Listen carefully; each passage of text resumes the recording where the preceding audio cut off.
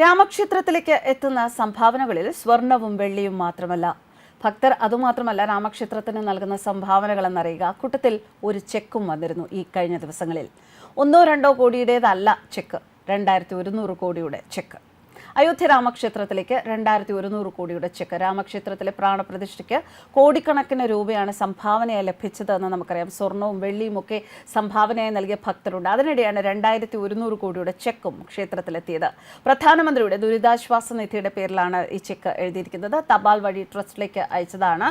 Sreerama Janmabhoomi Teerth Kshetra trust general secretary Champat Rai സ്ഥിരീകരിച്ചത് പ്രകാരം 2 ദിവസം മുൻപാണ് ചെക്ക് അദ്ദേഹത്തിന്റെ ഓഫീസിൽ എത്തിയത്. ഇത് സംബന്ധിച്ച പൂർണ്ണ വിവരങ്ങൾ ലഭിക്കാൻ ചെക്ക് പ്രധാനമന്ത്രിയുടെ ഓഫീസിലേക്ക് ട്രസ്റ്റ് ഭാരവാഹികൾ അയച്ചതായും അദ്ദേഹം അറിയിച്ചു. അതേസമയം അയോധ്യയിലെ രാമക്ഷേത്രത്തിന് ഇതുവരെയായി സംഭാവനയായി ലഭിച്ചത് 5500 കോടി രൂപയാണ്. കഴിഞ്ഞ 10 മാസത്തിനുള്ളിൽ 11 കോടി രൂപ വിദേശത്തു നിന്നും സംഭാവന ലഭിച്ചു. കഴിഞ്ഞ 3 വർഷത്തിനിടെ രാമക്ഷേത്രത്തിന് 2000 കോടിയിലധികം രൂപ സംഭാവന ലഭിച്ചതായാണ് റിപ്പോർട്ട്.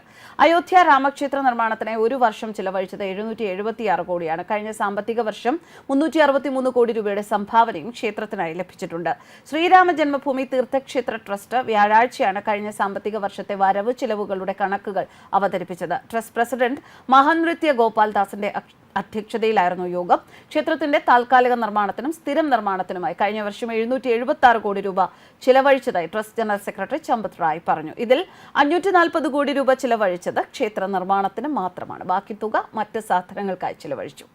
2024 ഏപ്രിൽ 1 മുതൽ 2025 മാർച്ച് 31 വരെയുള്ള സാമ്പത്തിക വർഷത്തിൽ ക്ഷേത്ര നിർമ്മാണത്തിന് 670 കോടി രൂപ ചിലവഴിക്കാൻ സാധ്യതയുണ്ട് എന്നും റിപ്പോർട്ടിൽ പറയുന്നു. അതായത് സെക്കൻഡ് സ്റ്റേജിലുള്ള നിർമ്മാണത്തിന്. ഇത് കൂടാതെ 180 കോടി രൂപ മറ്റിനങ്ങൾക്കായും ചിലവഴിക്കാം.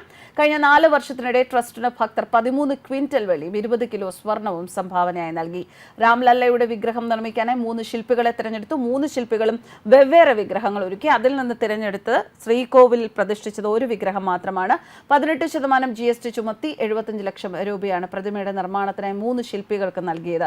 ട്രസ്റ്റിന്റെ സംഭാവന പെട്ടിയിൽ 53 കോടിയും ഹുണ്ടിയിൽ 24.5 കോടിയും ഓൺലൈനിലായി 71.5 കോടിയും വിദേശ സംഭാവനയായി 10.43 കോടിയുമാണ് കഴിഞ്ഞ സാമ്പത്തിക വർഷത്തിൽ ലഭിച്ചത്. എന്നാൽ ഭക്തർ നൽകുന്ന ഓരോ രൂപയ്ക്കും കൃത്യമായ കണക്ക് ഏർപ്പെടുത്തിയിട്ടുണ്ട്. രാമക്ഷേത്ര അധികൃതർ തീർത്ഥാടകർക്ക് രസീത് നൽകാൻ 1 ഡസനോളം കമ്പ്യൂട്ടർവത്കൃത കൗണ്ടറുകൾ ക്ഷേത്രത്തിനുള്ളിൽ പ്രവർത്തിക്കുന്നുണ്ട്. കൂടാതെ അത്ര തന്നെ ബോക്സുകളും കാണിക്കയിടാനായി ക്ഷേത്ര സമുച്ചയത്തിനുള്ളിൽ സ്ഥാപിച്ചിട്ടുണ്ട്. പൂർണ്ണസജ്ജമായ ഒരു കൗണ്ടിംഗ് റൂം പണം എണ്ണി തിട്ടപ്പെടുത്താൻ വേണ്ടി മാത്രമായി ഉടൻ തന്നെ ക്ഷേത്ര കോംപ്ലക്സിൽ പ്രവർത്തനം തുടങ്ങുമെന്നും അധികാരികൾ അറിയിച്ചിരുന്നു. അയോധ്യ ക്ഷേത്രം കൊണ്ട് ഉത്തർപ്രദേശിൽ ഒരു വർഷം കിട്ടുന്ന വരുമാനം മൊത്തത്തിൽ 4 ലക്ഷം കോടി രൂപയാണ്. 2024 വർഷം നികുതി ഇനത്തിൽ മാത്രം ഉത്തർപ്രദേശ് സർക്കാരിന് ലഭിക്കുക 5000 കോടിയുടെ വരുമാനം. ക്ഷേത്രത്തിന് കിട്ടുക 2 ലക്ഷം കോടിയിലധികം വരുമാനമെന്നും കണക്കാക്കപ്പെട്ടിട്ടുണ്ട്.